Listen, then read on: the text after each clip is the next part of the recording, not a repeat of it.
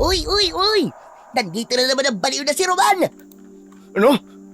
Sinong baliw ang sinasabi mo, ha? Ako ba? Hindi ako baliw, ha? Ikaw ang baliw! Baliw ka talaga! Tignan mo! At magkaiba ang tsinelas mo! Anak nang, sinabi nang hindi ako baliw eh. Kapag tinawag mo pa akong baliw, kukunin ka ng mga aswang. Sige ka! Gusto mo ba yun? Ikaw ang dapat kunin ng mga aswang! Kasi baliw ka! Wala kang pakinabang! Bakit ba ang kulit mo, ha? Sinabi nang hindi ako baliw eh. Hindi ako baliw! Sige, isusumbong kita kay Mang Andoy kapag hindi ka tumigil. Hindi ka lang pala baliw eh, kundi para ka rin bata. Ang lakas talaga ng sapak mo sa ulo. Baliw, baliw, baliw! Bebe, bebe! Kapag nakakita ka ba ng isang taong wala sa katinoan, ay isa ka ba sa nagtatanong sa iyong sarili kung ano ang dahilan kung bakit siya nagkaganon? O isa ka sa umiiwas at nanghuhusga sa kanila? Natatakot ka ba sa kanila o nauunawaan mo na meron silang matinding pagsubok na pinagdadaanan kung kaya sila humantong sa ganong kalagayan? Isang mapagpalang araw po sa inyo, Sir Blair, at sa lahat ng inyong tagapakinig at subscribers sa inyong mga YouTube channel. Ang kwentong ibabahagi ko ay isang bahagi ng buhay ko na hindi ko po makakalimutan. Wala po akong ideya noon na mula sa kinukutyang baliw ay magiging isa akong tagapagtanggol ng mga tao laban sa mga aswang. At sa karanasan ko pong ito ay napatunayan ko na sadyang maraming tao ang mapangusga kahit hindi nila alam ang buong katotohanan sa buhay mo. Itago niyo na lamang po ako sa pangalan na Roman. At ito ang aking kwento.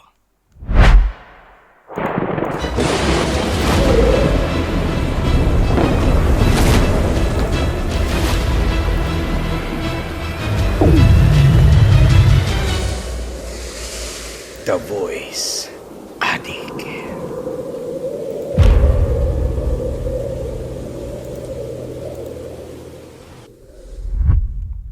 Bago po ko tinawag na baliw sa aming baryo, ay isa kong mabuting asawa sa aking kabiyak na si Elena.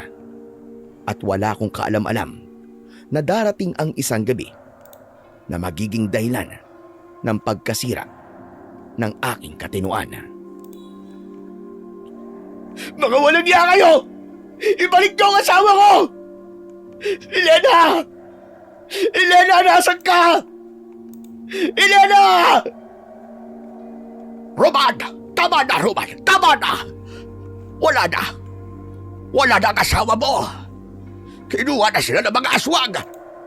Bitiwan mo ako, Mang Andoy! Bitiwan mo ako! Kailangan kong iligtas si Elena! Hindi ko siya pwedeng pabayaan! Kung susundan mo ang mga aswang, malamang pati ikaw ay mapapahamak! Wala akong pakialam! Kung mamamatay si Elena, ay mas gusto ko na rin mamatay! Bitiwan mo ako, sabi! Ililigtas ko ang asawa ko! Kumalma ka! Umuwi na tayo sa bahay mo!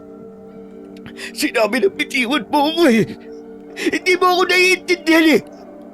Dahil wala kang pamilya! Wala kang mahal sa buhay! Kaya hindi mo alam kung ano nararamdaman ko ngayon! At wala ka ring alam sa dahilan kung bakit ako walang pamilya. Sa palagay mo ba ay hindi kita naiintindihan? Alam ko ang pwedeng mangyari sa'yo kapag sinundan mo ang mga aswang na kumuha kay Elena. Kaya makinig ka sa akin. Wala kang pakialam sa kung anong gusto kong gawin. Ililigtas ko si Elena. Hindi ko pwedeng hayaan ng mga aswang na yun nasaktan siya. Malakas kong itinulak ang manunugis ng mga aswang na si Mang Andoy. Walang lingon-likod akong tumakbo papunta sa gubat kung saan dinala ng mga aswang ang asawa kong si Elena. Kanina ay matutulog na sana kami nang may 3 aswang ang pumasok sa aming bahay. Tinangay nila si Elena at inatake ako ng isang aswang, kaya nagkaroon ako ng sugat sa dibdib. Napakabilis nilang kumilos, kaya wala akong nagawa para pigilan sila sa pagdukot sa aking asawa. Elena! Elena, nasan ka? Naririnig mo ba ako? Elena, sumigaw ka! Elena! Tigam sa luha akong nagpaikot-ikot sa gubat hanggang sa natalisod ako sa isang nakausling ugat ng puno na naging dahilan ng aking pagkakadapa.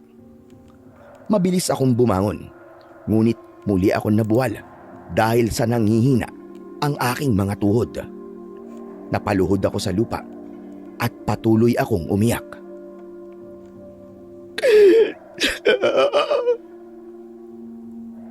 Patawarin mo ako, Elena. Patawad kung di kita naprotektahan. Patawad. Kahit nanghihina, ay pinilit ko pa rin tumayo at maglakad para hanapin ang asawa ko. Hanggang sa inabot na ako ng pagputok ng araw. Ngunit bigo pa rin ako na makita siya. Tulala akong umuwi sa bahay at sumalubong sa akin ang magulong sala. Wala sa sarili akong umupo sa mahabang upuan na gawa sa kawayan. Hindi nagtagal ay dumating si Mang Andoy at umupo siya sa may tabi ko. Napakawalang kwenta ko.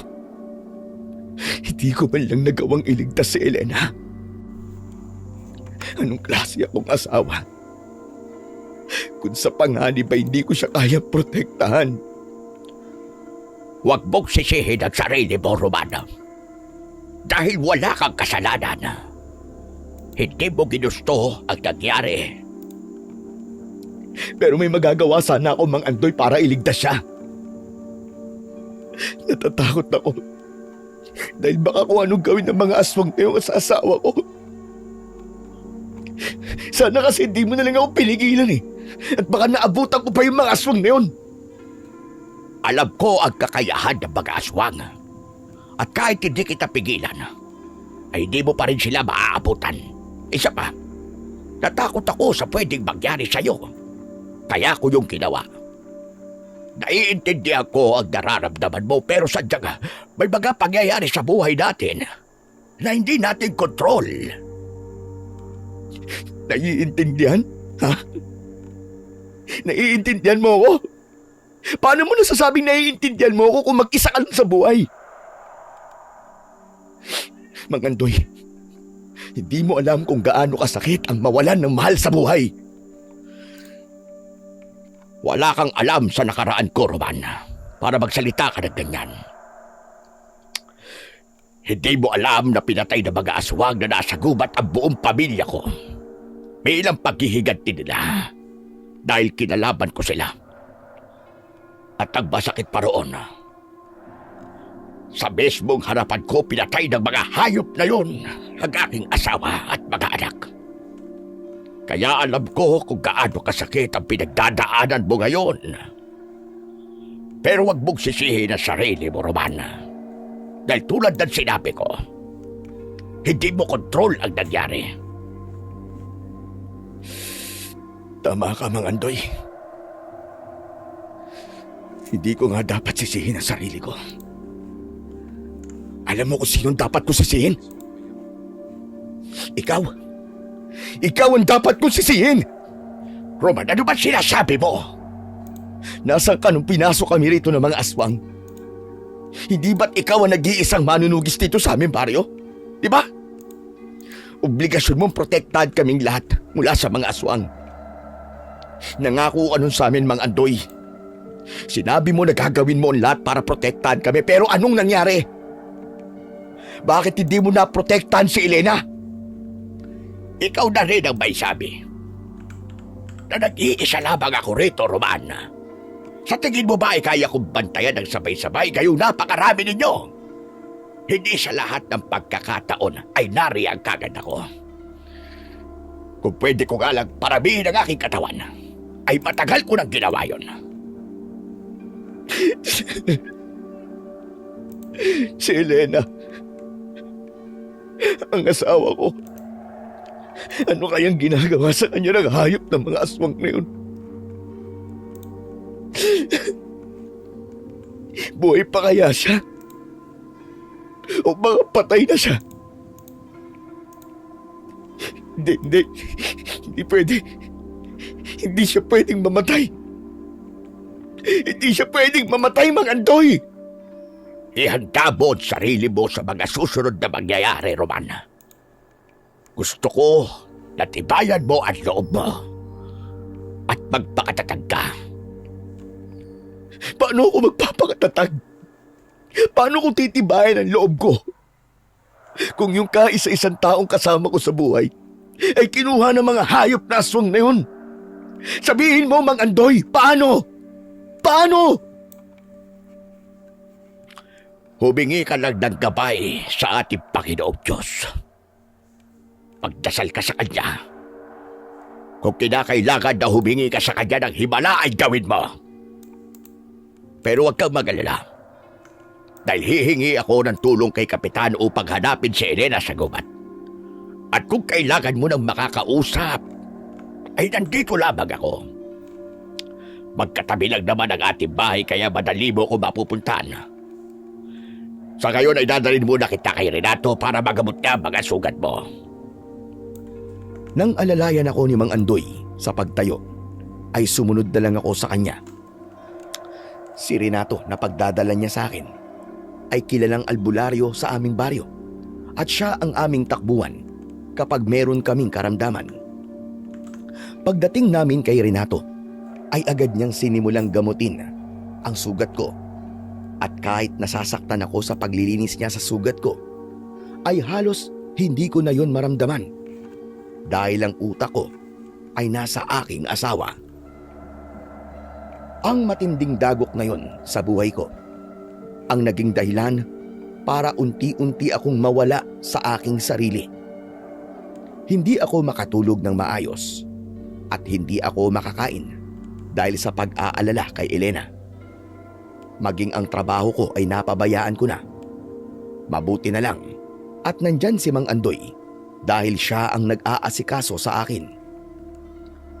Isang umaga, kasama kong naglalakad si Mang Andoy. Inaya niya akong lumabas para maarawan ako. Halos 1 linggo na kasi akong hindi lumalabas ng bahay. Meron pala akong sasabihin sa iyo, Romana. Alam ko na masamang balita ito. Pero kailangan mo itong malaman. Mangyaring sinabi sa akin ni Kapitan na itinigil na nila ang paghahanap kay Elena dahil may hinala sila. Nawala na ang iyong asawa. Hindi. Hindi pa patay si Elena. Nararamdaman ko buhay pa siya. Mang Andoy, kagabi na panaginipan ko pa nga siya eh. Ang saya-saya pa nga niya tapos pinagluto pa nga niya ako ng paborito kong nilagang baka eh. Humingi na rin pala ako ng tulong kay Kapitan para madala ka sa isang mental hospital. Mas mabuti kung magagamot ka para bumalik sa normal ang iyong pag-iisip. Ano? Eh bakit dadalhin niyo ako sa mental hospital? Mga baliw lang ang dinadala to na. Hindi naman ako baliw. Hindi ako baliw. Eh hindi ko sinasabing baliw ka. Pero alam ko na sa sobrang sakit ng nangyari sa'yo, ay di ka na nakapag-iisip ng tama.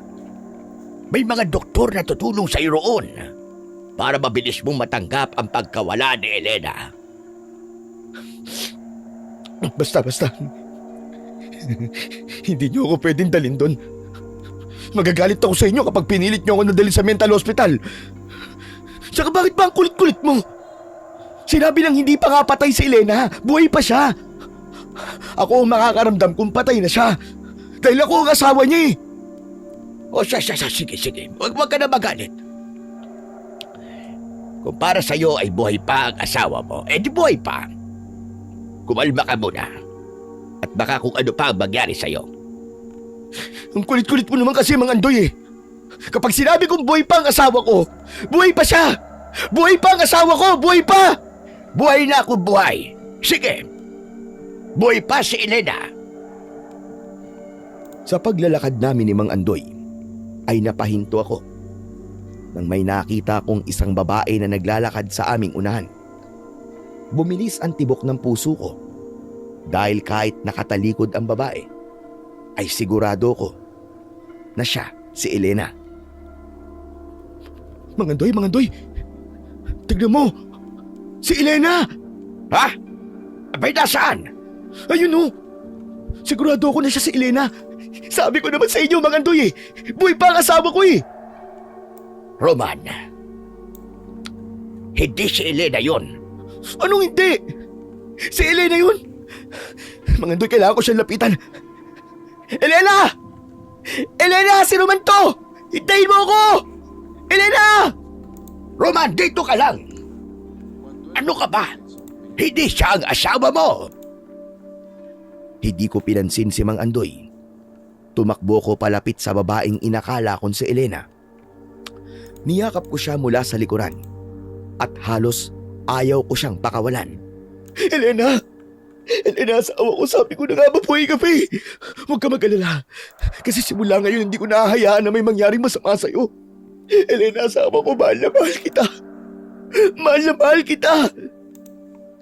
Humarap sa akin ang taong yakap ko at napaatras ako dahil napagtanto ko na hindi siya si Elena. Isa siyang bakla na nakasuot ng bestida at may mahabang buhok na kagaya ng sa aking asawa. Meron siyang mumunting bigote na nakalimutan niyang ahitin. Excuse me? Ha? Hindi Elena ang pangalan ko. My name is Roberto, but you can call me Roberta. Sino ka ba, ha? At bakit mo ako tinatawag na Elena? Pero in fairness, ha? Epek ka, ha? Ka-fluke! Pwede na? Hindi ikaw si Elena. Hindi ikaw ang asawa ko. Layuan mo ako. Lumayo ka sa akin. Sarah, mahaderang to. Ako ba talaga ang pinapalayo mo? Ikaw to lumapit sa akin at yumakap ka pa nga sa akin? Ang pangit mo. Lumayo ka. Lumayo ka sa akin. Excuse me? Ako? Pangit? Hoy! Hindi ako nagpahaba ng buhok para tawagin mo akong pangit, ha? Ano ba nangyayari sa iyo, ha? Ha? Baliw ka yata eh.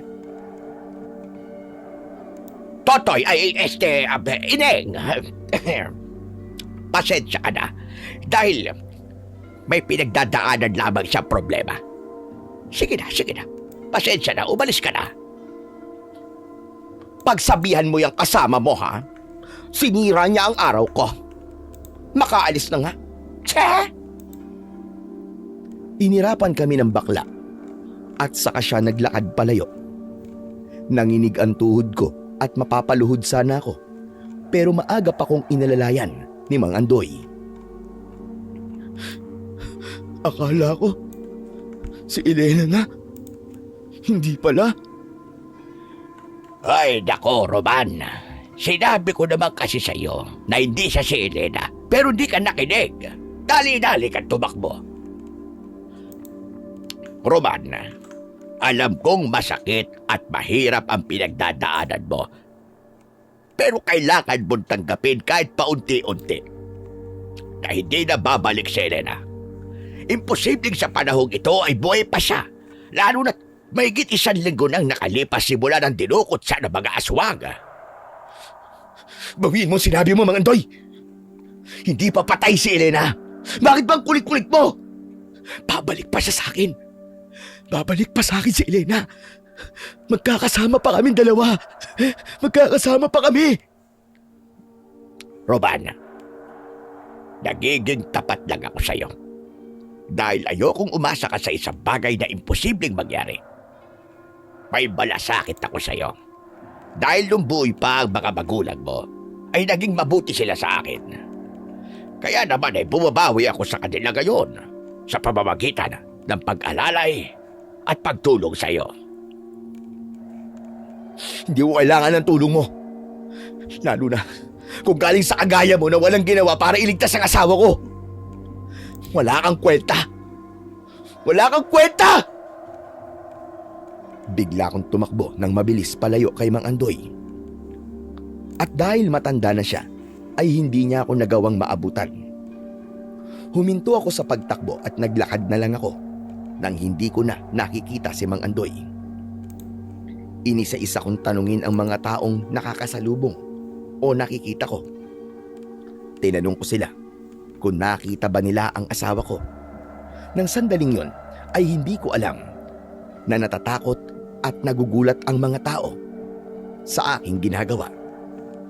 Hanggang isang lalaki ang nabangga ko. Ngumisi sa akin ang lalaki. Arnaldo, nakita mo ba si Elena? Nagawi ba siya rito? Oh, ikaw pala, Roman.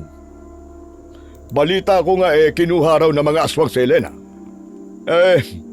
Pasensya ka na sa sasabihin ko pero kung ako sana ang pinakasalan ni Elena ay hindi mangyayari yun sa kanya dahil kaya ko siya protektahan. Sagutin mo na lang ang tanong ko. Nakita mo ba ang asawa ko? Paano ko nga makikita ang asawa mo? Kinuha na nga siya ng mga aswang, di ba? Alam mo, Roman, malamang patay na yun dahil ginawa na siyang hapunan ng mga aswang doon sa gubat. Hindi pa patay si Elena. Buhay pa siya. Imposibleng buhay pa yun. Walang kinuha ang mga aswang na nakabalik sa pamilya nila. Kaya tanggapin mo na lang na patay na si Elena. Sinabi nang di pa patay si Elena Bawiin mo ang sinabi mo. Sorry, one more.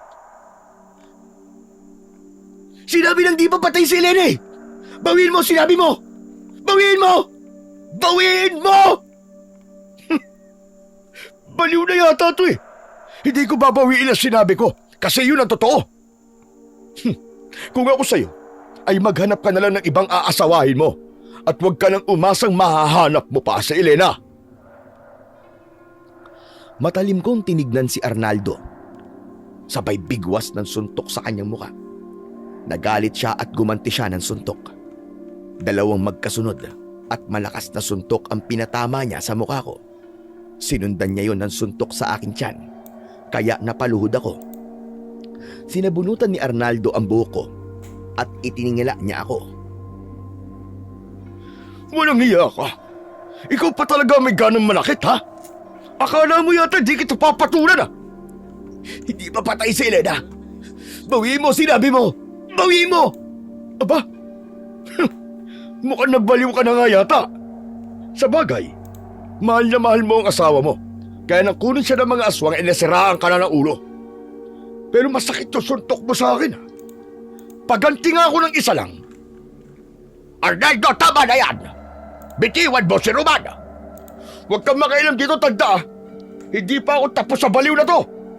Subukan mong saktan pa si Roman. Dahil isusumbong kita kay Kapitan para tanggalin ka niya sa pagiging tanod. Tanod ka pa naman. Tapos ikaw ang nagsisimula ng gulo. Ha? Ano ako? Itong baliw na to una na nakit sa akin Sinuntok niya ako. Gumanti lang ako. Sigurado ko na hindi ka sasaktan ni Roman ng walang dahilan. At isa pa, hindi ka pa ba nakakaganti sa lagay na yan? Tignan mo nga ang dumudugo na ilong ni Roman. At isa pa, gumanti ka lang ba talaga dahil sinaktan ka ni Roman? O dahil hanggang ngayon ay galit ka pa rin sa kanya? Kasi hindi ikaw ang pinakasalan ni Elena. Alam ko na dinibdib mo ng gusto nang hindi ka pinili ni Elena. Masyado kang pakialamerong matanda ka. Magsama kayo ng baliw na to! Marahas na binitiwan ni Arnaldo ang buko at saka siya naglakad palayo. Inilalayan naman ako ni Mang Andoy sa pagtayo ko. At hahanapin ko sana ulit si Elena, pero mahigpit na hinawakan ni Mang Andoy ang isa kong braso. Tama na, Roman. Tama na. Umuwi ka na. Doon ka na muna sa bahay mo. Ayoko. Hahanapin ko pa si Elena. Magtatanong-tanong pa ako sa mga tao, baka mamaya nakita nila yung asawa ko eh. Ay, ganito na lang. Ako muna ang maghahanap kay Elena. Tapos magpahinga ka muna sa bahay mo. Talaga? Hahanapin mo si Elena? Baka mamaya binibiro mo lang ako ha? Hindi ako nagbibiro. Kilala mo ko at lahat ng sinasabi ko ay ginagawa ko. Kaya tara na. Ihahatid na kita sa bahay mo. Sige, papayag ako pero hanapin mo si Elena ha? Huwag kang titigil hanggat di mo siya nahahanap ha? Baka kasi nagugutom na siya eh. O kaya kung saan lang siya natutulog. Inihatid ako ni Mang Andoy sa bahay ko. Bago siya umalis, ay nininis niya muna ang dumudugo kong ilong. Nakaramdam ako ng matinding pagod, kaya pinili kong humiga at matulog muna. Sa mga sumunod na araw, ay mas lalo akong nawala sa katinuan. Nakaranas na ako ng iba't ibang halusinasyon, kagaya ng nakikita ko si Elena, tapos bigla siyang mawawala. May mga pagkakataon din na kapag nasa labas ako, ay bigla na lamang akong tatawa ng malakas, tapos iiyak habang paulit-ulit kong sinisigaw ang pangalan ng aking asawa. Ang kalagayan kong yon ang naging dahilan upang gawin akong katatawanan sa aming baryo, lalo na ng mga bata. Kagaya na lamang ng hapon na yon, sumasayaw ako habang pinapalibutan ako ng mga batang pumapalakpak at tinatawanan ako. Hanggang sa biglang dumating si Mang Andoy at galit na galit niyang sinaway ang mga bata. Hoy kayo! Hindi ba kayo tinuturuan ng mga magulang nyo na magandang asal? Alam nyo na ngang wala sa tamang pag-iisip ang tao. Ginagawa nyo pa laruan. Hala, sige. Magsiuwi na kayo sa mga bahay nyo, tumulong kayo sa mga nanay nyo para meron kayong pakinabang. Kapag nakita ko ulit na ginagawa nyo yan kay Roman, ay isusumbong ko kayo sa mga magulang nyo. Nagpulasan palayo ang mga bata at agad akong inalalayan ni Mang Andoy pabalik sa bahay ko. Mang Andoy naman eh. Panira ka eh. Sasayaw-sayaw ako dun kanina eh. Anong sasayaw-sayaw? Hindi mo ba alam na ginagawa kang katatawanan ng mga batang yon? Sa susunod, kapag pinasayaw ka nila o inutusan ka nilang gawin ang kahit na ano, ay huwag mo silang susundin. Pero sumasaya ako kapag sumasayaw ako eh. Nakakalimutan ko kahit sandali ang nawawala kong si Elena. Kahit na, hindi ka nila pwedeng gawing laruan dahil lang sa kalagayan mo ngayon. Ang mabuti pa, ay pumayag ka na sa gusto namin gawin ni Kapitan. Ilalagay ka muna namin sa mental hospital. Bakit ba ang kulit-kulit mo? Bakit niyo ako isasama sa mga baliw? Eh, hindi naman ako baliw. Kung gusto niyo, kayo na lang ni Kapitan na magpagamot sa utak. Kasi, napakakulit yung dalawa. Roman, makinig ka sa akin. Para rin sa'yo ang bagay na yon. Kailangan mong pumunta roon at tanggapin mo na kailangan mo ng tulong ng mga doktor. Huwag kang mag-alala sa gastos dahil hihingi ng tulong si Kapitan kay Mayor. Sandali, Mang Andoy. Nakikita mo ba? Nakikita ko? Ayun o. Hindi ba si Elena yun? Nasaan? Ayun o. Yung nasa tabi ng puno. Kumakaway pa nga sa akin eh. Abay, wala akong nakikita. Kung ano man yung nakikita mo, ay hindi yan totoo. Imahinasyon mo lang yan. Naglalakad na siya palayo, Mang Andoy. Kailangan kong punta ng asawa ko. Elena, sandali lang! Hintayin mo ako, Elena! Tumakbo ko ng mabilis palapit sa taong inakala kong si Elena. Nakasunod naman kagad si Mang Andoy sa akin. At kahit na anong tawag niya sa akin, ay hindi ako huminto. Pumasok si Elena sa gubat at sinundan ko siya roon. Kahit gaano akong kabilis tumakbo, ay nakapagtataka kasi hindi ko siya maabutan kahit naglalakad lang siya. Hanggang sa nawala na si Elena sa paningin ko. Para siyang bulang biglang nawala at sumama sa hangin. Huminto ako at naluluhang luminga sa paligid. Elena! Elena, nasan ka? Elena! Elena, alam ko nasa paligid ka lang! Magpakita ka sa akin! Elena! Umuwi ka na sa bahay, Elena! Ay, grabe. Talagang pinahabol mo pa ako. Umalis na tayo rito at malapit na lumubog ang araw. Delikado na rito kapag madilim na. Ayoko! Hindi ako alis dito hanggang di ko nakikita si Elena. Hindi mo pa siya nakita, Mang Andoy? Tumakbo siya rito. Sigurado ako siya yun. Imahinasyon mo labang yun.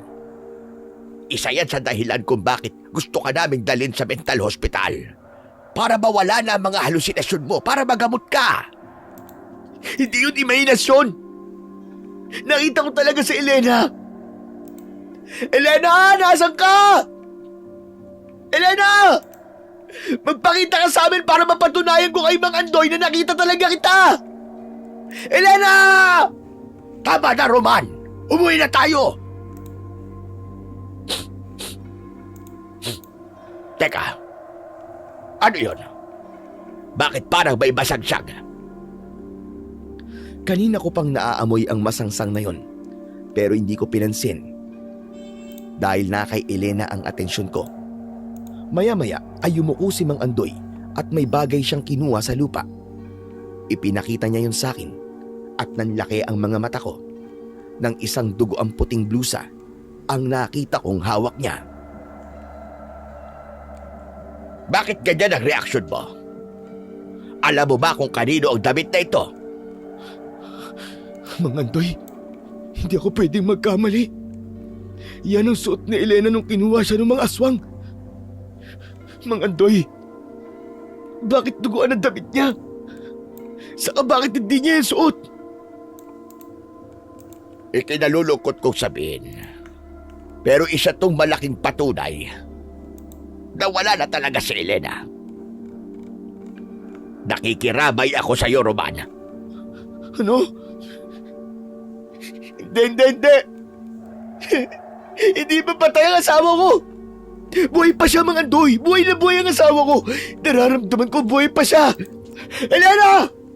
Elena, magpakita ka sa akin! Alam ko naririnig mo ako! Elena! Elena! Tama na, Roman! Tama na! Kailangan mong tanggapin na wala na siya. Wala na ang asawa mo! Hindi, Mang Andoy! Hindi ko tatanggapin na patay na si Elena. At kung talagang pinatay nga siya ng mga aswang, papatayin ko rin sila.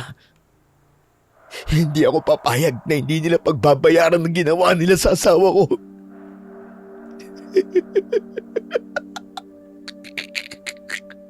Papatayin ko sila lahat. Uubusin ko sila. Papatayin ko sila, Mang Andoy. Papatayin ko sila. Mga hayop sila. Kinuha ko kay Mang Andoy ang dugo ang damit ng aking asawa at umiiyak kong niyakap yun. Hinayaan lang ako ni Mang Andoy na ilabas ang aking nararamdaman. Pakiramdam ko ay tuluyan ng gumuho ang mundo ko ng sandaling yon. Kahit kasi wala ako sa katinuan ng panahon na yon, ay nauunawaan kong wala na nga talaga ang asawa ko dahil sa dugo ang damit niya.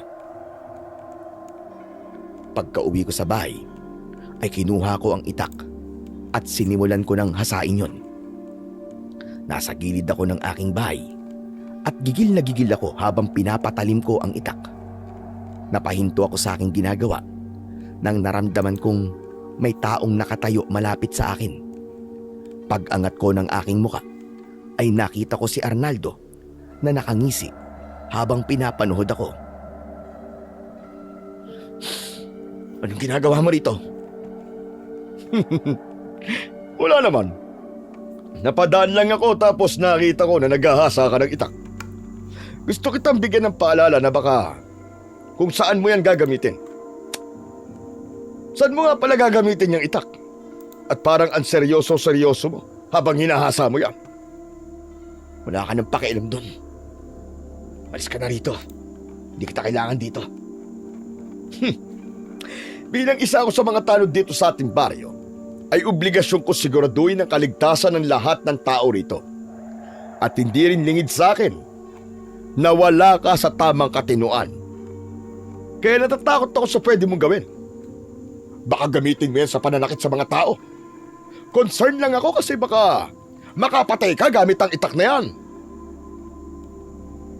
Talagang may papatayin ako. Kaya hinahasa ako to. Kung ganun sasabihin ko kay kapitan niya sinabi mo sa akin. Ang hirap pala talagang maging baliw, no? Lahat ng tumatakbo sa utak mo ay gusto mong gawin. Nakakaawa ka naman. O sige, aalis na ako. At asahan mo na mamaya ay pupuntahan ka rito ni na kapitan. Siguro ay kukulong ka nila sa barangay kasi masyado ka ng delikado para sa mga tao dito. Maiwan na kita, Roman. Hindi ko pinansin ang banta ni Arnaldo at nang nakaalis na siya, ay itinuloy ko ang paghahasa ng itak. Habang ginagawa ko yon, ay paulit-ulit kong ibinubulong na papatayin ko ang aswang na pumatay sa aking asawa. Pagkatapos kong hasain ng itak ay dumiretso na ako sa gubat. Wala akong takot na nararamdaman dahil ang tanging nasa isip ko ng mga sandaling yon ay ang maipaghiganti si Elena. Binata pa lang ako nung nagsimulang kumalat sa aming baryo na may mga aswang sa gubat na yon. Chismis lamang yan noon. Pero nang nagkaroon na ng mga biktima ang mga aswang, ay doon na kami naniwalang totoo talaga na may mga aswang sa gubat.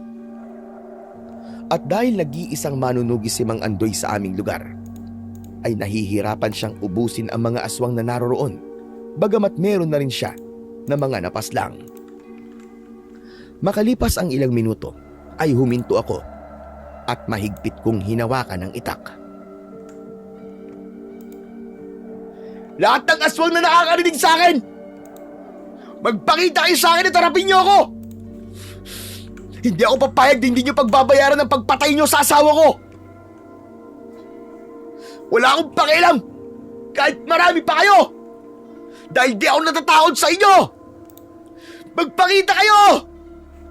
Lumabas kayo sa mga lugda niyo! Huwag kayong duwag! Paulit-ulit akong sumigaw hanggang sa may narinig akong kaluskos sa aking likuran. Mabilis akong pumihit parap doon at tumiim ang bagang ko nang isang aswang nga ang nakita ko. Nakakakilabot ang itsura niya. Matutulis ang mga ngipin niya at nanlilisik ang malalaki at pulang-pula niyang mga mata. Sa wakas nagpakita ka rin. Nasaan ang ibang pang mga kasama? Tawagin mo sila para sabay-sabay ko kayong papatayin, mga hayop kayo! Kailangan niyo na mawala dahil napakarami niyo ng sinirang buhay! Mabilis na sumugod ang aswang. Sumugod na rin ako at nang akmang tatagain ko na sana siya, ay bigla niyang sinunggaban ang braso ko. Sumigaw ako nang naramdaman ko ang pagbaon ng kanyang mga pangil sa aking balikat. Pakiramdam ko ay umabot pa ngayon sa aking buto. Nabitiwan ko ang itak. Marahas na hiniklas ng aswang ang balat ko at nginuya niya yon. Napaatras ako nang kinalmot ako ng aswang sa dibdib. Nawalan ako ng balanse at napahiga ako sa lupa. Tumalon ng aswang at bumagsak siya sa ibabaw ko. Tumulo pa ang malapot niyang laway sa aking muka na may bahid pa ng dugo.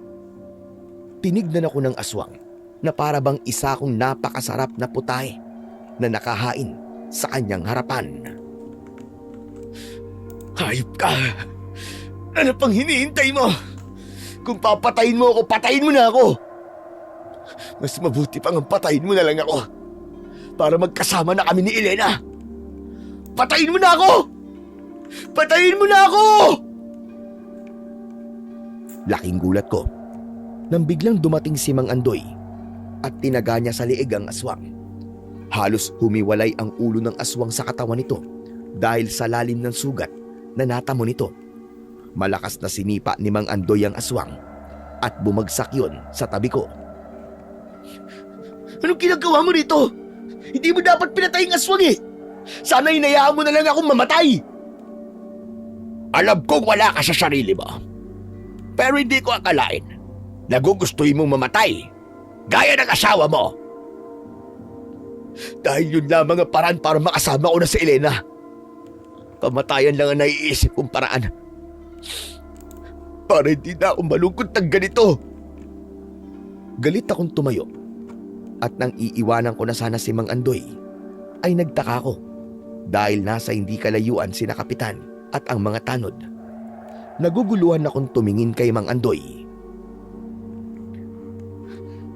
Mang Andoy, anong ibig sabihin nito? Bakit nandito sina Kapitan? Patawarin mo ko, Roman. Bakit ka humingi ng tawad? Mang Andoy, sabihin mo sa akin kung ano nangyayari. Sabihin mo! Sinabi sa akin ni Kapitan na nakita ka raw ni Arnaldo na naghahasa ng iyong itak. Ang unang pumasok sa isip ko ay ipaghihiganti mo ang pagpatay ng mga aswang kay Elena. Kaya sinabi ko kay Kapitana na humingi ng tulong kay Mayor para magkaroon tayo ng sasakyan na magdadala sa'yo sa mental hospital. Patawarin mo ko, Roman, kung pinangunahan na kita. Pero gusto lang kitang tulungan. Para sa iyo to. Anak ng putyang kulit ka naman eh. Sinabi na hindi ko kailangan ng tulong mo. At isa pa, hindi nga ako baliw. Kaya wala kayong karapatang dalhin ako sa mental hospital. Kapitana, pwede niyo nang dalhin si Roman sa sasakyan. Hindi! Ayoko! Mga hayop kayo, huwag kayo lalapit sa akin! Kapitan, hindi kayo dapat nakikialam sa buhay ko. Hindi ako pwedeng mawala sa lugar na to. Dahil uubusin ko pa mga aswang dito. Ipaghihiganti ko pang ginawa nila kay Elena! Nagagako ako sa iyo, Roman. Kapag magaling ka na at nakalabas ka na sa mental hospital, ay tutulungan kitang magiganti. At hindi mo yun magagawa kung wala ka sa katinuan. Maniwala ka sa akin. Ang pagpasok mo sa mental hospital, ang pinakatabang desisyon na gagawin mo sa ngayon. Hindi. Hindi ako naniniwala sa'yo. Sinungaling ka eh. Sinungaling ka! Sinungaling! Tumakbo ako. Pero agad akong naabutan ng mga tanod. Hinawakan nila ang mga kamay at braso ko. At dahil mag-isa lang ako, ay walang nagawa ang pagwawala ko sa lakas nila. Bitiwan niyo ako! Hindi niyo pwedeng gawin sa akin to! Mga Doy! Tulungan mo ako! Huwag kang pumayag na dali nila ako sa mental hospital! Hindi ako baliw! Hindi ako baliw! Maniwala kayo! Hindi ako baliw! Patuloy ang pagwawala ko. Ginawa ko ang lahat para makatakas. Pero hindi ako nagtagumpay. Hanggang sa tuluyan na nila akong naisakay sa isang van. Doon ay may mga lalaking nagtali sa mga kamay at paa ko upang hindi na ako makapanglaban. Nang umandar na ang van, ay nanghihina akong umiyak dahil alam ko na wala na akong magagawa kundi ang tanggapin ang aking kapalaran. Sa mga unang araw ko sa mental hospital, ay hindi ako sumusunod sa mga nurse at mga doktor. Madalas akong pumapalag kapag oras na para uminom ng gamot. Ngunit habang tumatagal, ay unti-unti kong napansin na naging magaan ang pakiramdam ko nang natuto na akong uminom ng gamot at makisama sa mga activity ng mga pasyenteng kagaya ko. Isang umaga, dinala ako ng isang nurse sa silid kung saan nakikipag-usap ang mga pasyente sa kanilang bisita. Nakita ko si Mang Andoy na nakaupo sa isang sulok. Inihatid ako sa kanya ng nurse at walang emosyon akong umupo. Roman, kumusta ka na rito? Alam kong galit ka sa akin dahil pinilit kita sa isang bagay na ayaw mong gawin. Pero maniwala ka sa akin, para sa iyo tong ginawa ko. Wala akong masamang intensyon, Roman. Ang tanging gusto ko lang ay ang bumalik ka sa iyong katinuan. Naiintindihan kita. Alam kong ginawa mo yan dahil nag-aalala ka sa mga pwede kong gawin. Kung patuloy ako mawawala sa akin sarili. Ay, sa wakas, salamat sa Diyos. Dahil nakikita ko na ulit ang dating Romana. Pero Mang Andoy, ang baryo natin, kumusta na? Hindi maganda nangyayari ngayon doon. Nung nakaraang linggo, ay may biniktima na naman ang mga aswang. Si Renato, yung albularyo ang kanilang pinatay. Kailangan na talaga nilang maubos para matigil na ang kanilang kasamaan. Mang Andoy, yung sinabi mo sa akin nun sa gubat, seryoso ka ba talaga doon? Natutulungan mo akong magiganti sa oras na makalabas na ako rito? Oo, seryoso ko. Naramdaman ko kasi ang matinding galit sa puso mo. Yung galit na yon ay naramdaman ko rin nung pinatay ng mga aswang ang aking pamilya. At hanggang ngayon, ay hindi ko pa rin naibibigay ang katarungang nararapat sa kanila. Dahil buhay pa rin ang mga aswang na nasa gubat. At isa pa, naisip ko na hindi ko na kayang makipaglaban ng mag-isa. Kailangan ko ng kahit isang tao na mapagpapasahan ko ng aking kakayahan bilang isang manunugis. At alam ko na ikaw ang tamang tao, Roman. Handa po akong maging isang manunugis kagaya nyo.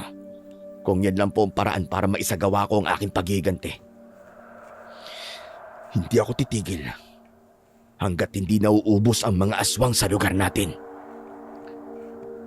Pero wag mo lang gawin yan para sa paghiganti, kundi pati na rin sa kaligtasan ng mga tao sa ating lugar. Kaya magpagaling ka muna rito at habang wala ka pa sa baryo natin ay gagawin ko ang lahat para protektahan ang mga tao roon. Nang dahil sa pag-uusap namin na yon ni Mang Andoy, ay mas naging porsigido akong gumaling upang makabalik na ako sa aming baryo. Habang lumilipas ang mga buwan, ay unti-unti naman akong gumagaling. Dahil sa gamot, therapy at pag-aalaga ng mga doktor at nurse.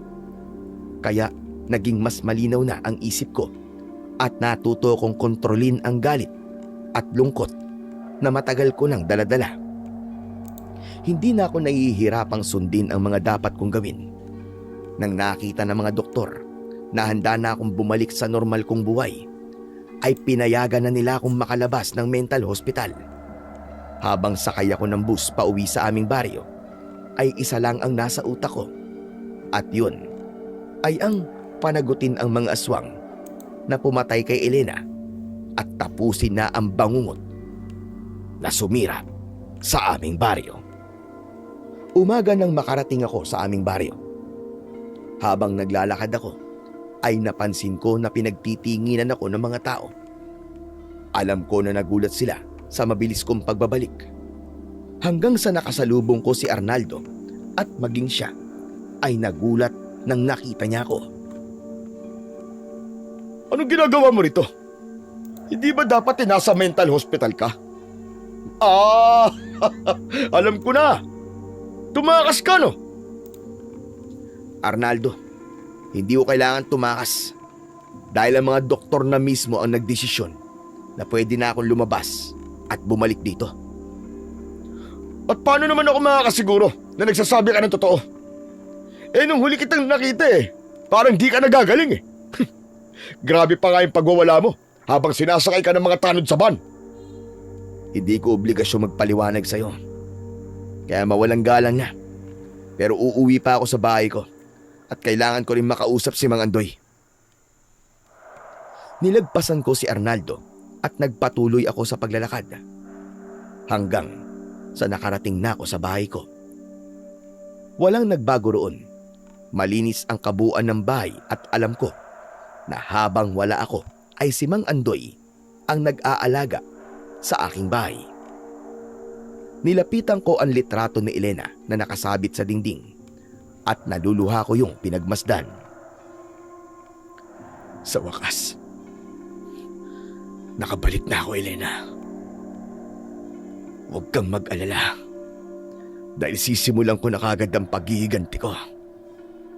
Sisiguraduhin kong di magtatagal ay mauubos ng mga aswang na patuloy na sumasalakay dito. Inilapag ko sa sahig ang dala kong bag at nagtungo na ako sa bahay ni Mang Andoy. Nakabukas ang pinto ng bahay niya, kaya sumilip ako sa loob. Wala siya roon, kaya pumunta ako sa likod ng bahay niya at doon ko nga nakita si Mang Andoy na nagsisibak ng panggatong. Nabitiwan bigla ni Mang Andoy ang palakol na ginagamit niya at hindi makapaniwalang lumapit sa akin. Roman!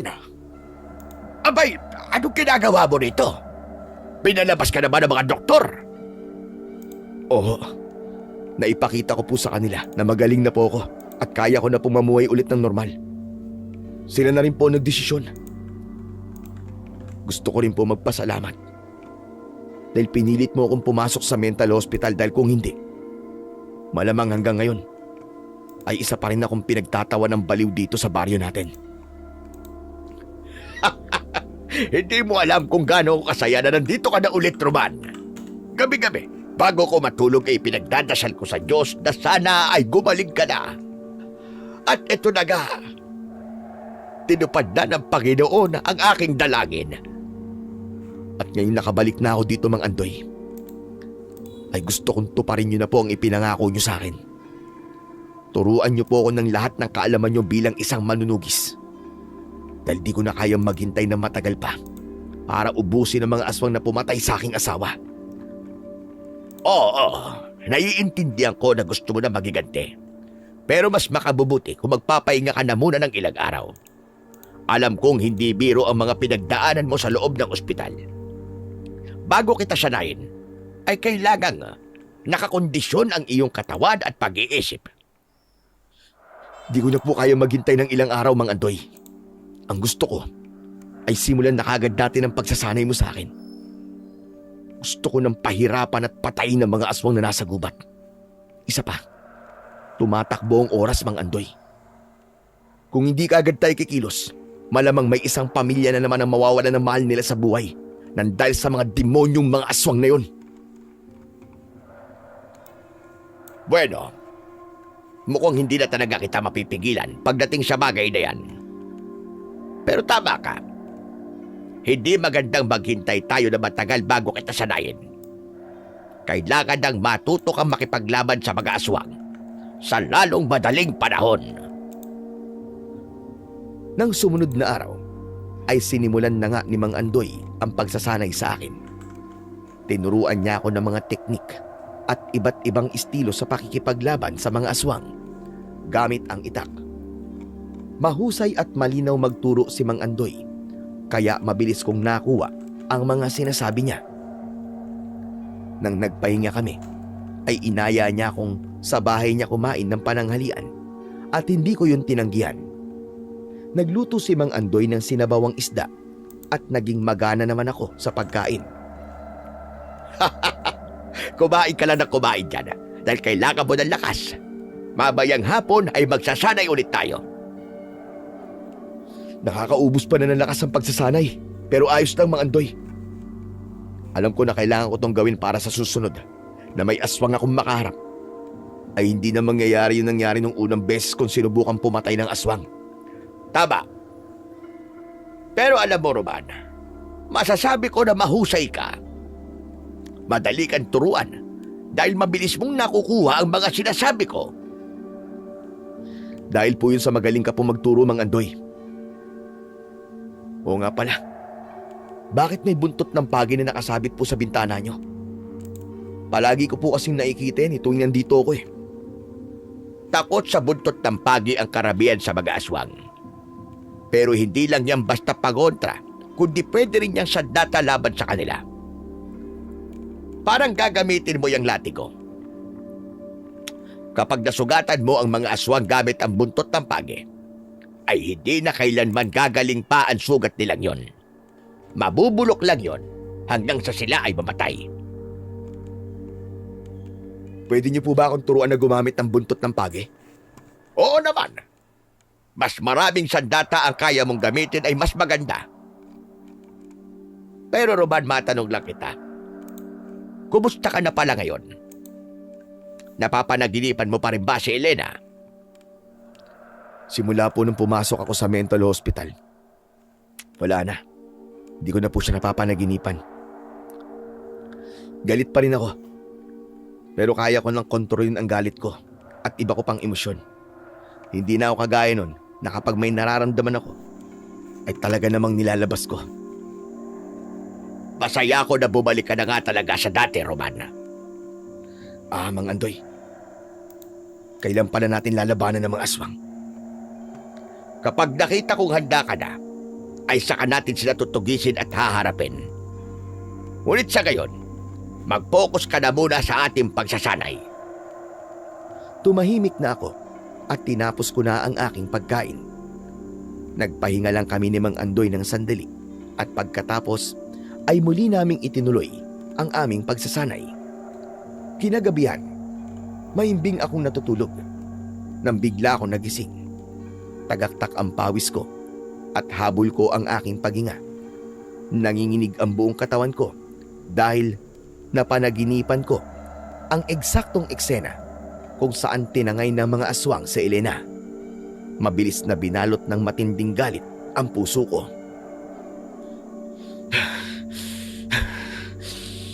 Hindi ko na kaya maghintay. Kailangan ko ng patayin ng mga aswang na yun. Kailangan na nilang pagbayaran ang ginawa nila sa asawa ko. Lumabas ako ng bahay, dala ang itak at nagpunta ako sa gubat. Sa pagkakataong yun, ay hindi na naging padalos-dalos ang kilos ko. Naging maingat na ako sa paghahanap sa mga aswang.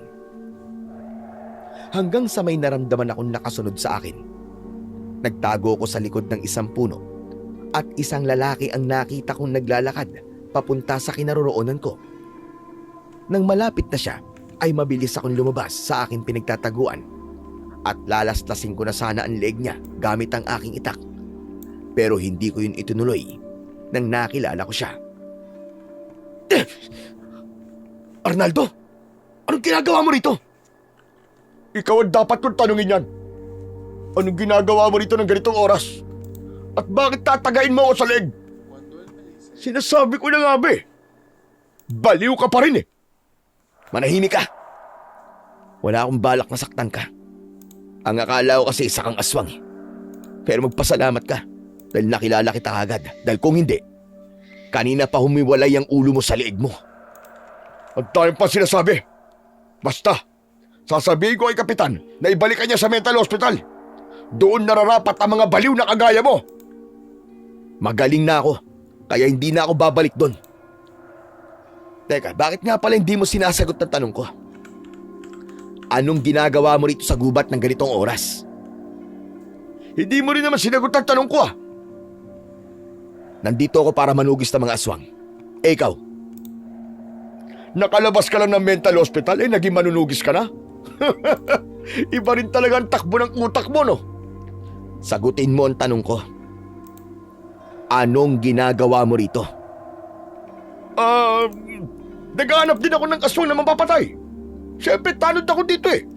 Kaya isa yon sa responsibilidad ko. O ano? Talaga? Makikipagpatayan ka sa aswang nang wala kang dalang kahit na anong sandata? Huwag mo akong igaya sa'yo. Kaya kong makipaglaban sa mga aswang kahit wala akong sandata. Ganun ako kalupit. Saka bakit parang di ka naniniwala ha? Alam mo, nagsasayang lang ako ng oras sa pakikipag-usap sa baliw na kagaya mo eh. Diyan ka na nga. Tumalikod na si Arnaldo at naglakad siya palayo. Sinundan ko siya ng tingin at hindi ko maintindihan kung bakit nakaramdam ako ng duda sa kanya. Naramdaman ko kasi na nagsisinungaling siya at hindi totoong kaya siya nasa gubat ay upang maghanap din siya ng mga aswang na pwede niyang patayin. Isinantabi ko na muna yon at itinuloy ko ang paghahanap sa mga aswang. Maya-maya pa ay natigilan ako ng 3 aswang ang nakita ko sa hindi kalayuan. Susugod na sana ako sa kanila nang isang kamay ang humila sa akin. Paglingon ko ay nakita ko si Mang Andoy at sumenya siya sa akin na wag akong maingay. Hinila niya ako at nagtago kami sa likod ng isang makapal na halaman. Nang dumaan sa harapan namin ang mga aswang, ay umiling si Mang Andoy at alam kong gusto niyang sabihin na wag kong atakihin ang mga aswang. Hindi nagtagal ay nawala na ang mga aswang at lumabas na kami sa aming pinagtataguan. Bakit mo ako pinigilang patayin ng mga aswang? Pagkakataon ko na sana yun para mabawasan ang bilang nila. Huwag tayo mag-usap dito. Doon tayo sa bahay ko. Sumunod ka sa akin dahil kung hindi, ay ititigil ko na ang pagsasanay ko sa'yo. Wala akong nagawa kundi ang sumunod kay Mang Andoy hanggang sa bahay niya. Natakot kasi ako na baka seryosohin niya na ititigil niya na ang pagsasanay sa akin kapag hindi ko siya sinunod. Nung nandito na tayo sa bahay mo, pwede mo bang sabihin sa akin kung bakit pinigilan mo akong atakihin yung mga aswang?